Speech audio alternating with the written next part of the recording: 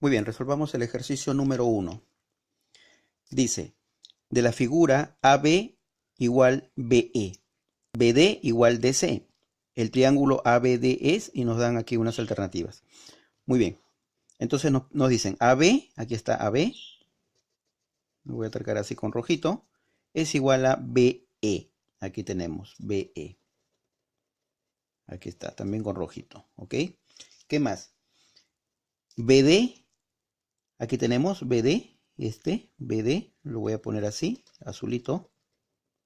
BD es igual a DC, es igual a este. Muy bien, aquí he tapado el punto, este es el punto F. Ahí lo había tapado. Bien, vamos a ver, vamos a ir llenando los ángulos aquí. Vamos a ver. Fíjense en el triángulo BDC.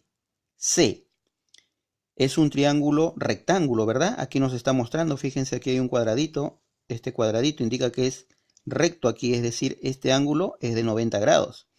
¿Ok? Además, sus dos catetos, BD y DC, son iguales, es decir, que se trataría de un triángulo rectángulo isósceles. ¿Ok? Entonces aquí ya tenemos 90 grados. La suma de estos dos ángulos en el triángulo rectángulo BDC, la suma de los ángulos en el vértice B y en el vértice C deben ser 90 grados. Y además deben ser iguales, es decir, 45 aquí y 45 aquí. Aquí ya tenemos 30 grados, es decir, este angulito debe ser de 15 grados sexagesimales. Aquí ya tenemos 25 grados, es decir, este angulito debe ser de 20 grados sexagesimales para completar los 45 grados que debe tener cada uno de estos ángulos en el triángulo BDC, que es un triángulo rectángulo isósceles. Muy bien. Puedo tener también este angulito, fíjense. El triángulo FDC también es rectángulo. También es un triángulo rectángulo, ¿ok? Y tengo uno de sus ángulos agudos, que es 25 grados, además del ángulo recto, que es de 90. Entonces, este ángulo tendría que ser de 65 grados, ¿verdad? Porque sumado a estos 25, ¿verdad? Estaría dándome 90 grados aquí, más 90 grados aquí, tenemos los 180 grados sexagesimales que suman las medidas de los ángulos internos en todo triángulo. Muy bien. ¿Qué más? También podemos tener este angulito, ¿verdad? Este angulito sería también de 65 grados, ya que es opuesto por el vértice con este ángulo. ¿Ok? La vuelta completa, sabemos, debe tener 360 grados sexagesimales. Aquí ya tenemos, fíjense, 65 y 65, son 130. La diferencia, que es 230, debe ser este ángulo más este, que además son iguales, ¿verdad? Entonces, si partimos 230 entre 2, eso nos da 115 grados en cada lado, ¿verdad? Muy bien, ya tenemos 115 grados aquí, fíjense, aquí tenemos 115 grados. En el triángulo AFD, fíjense, el triángulo AFD, tenemos dos ángulos, el ángulo de 115 grados y el ángulo de 25 grados. Sumados dan 140 grados, ¿verdad?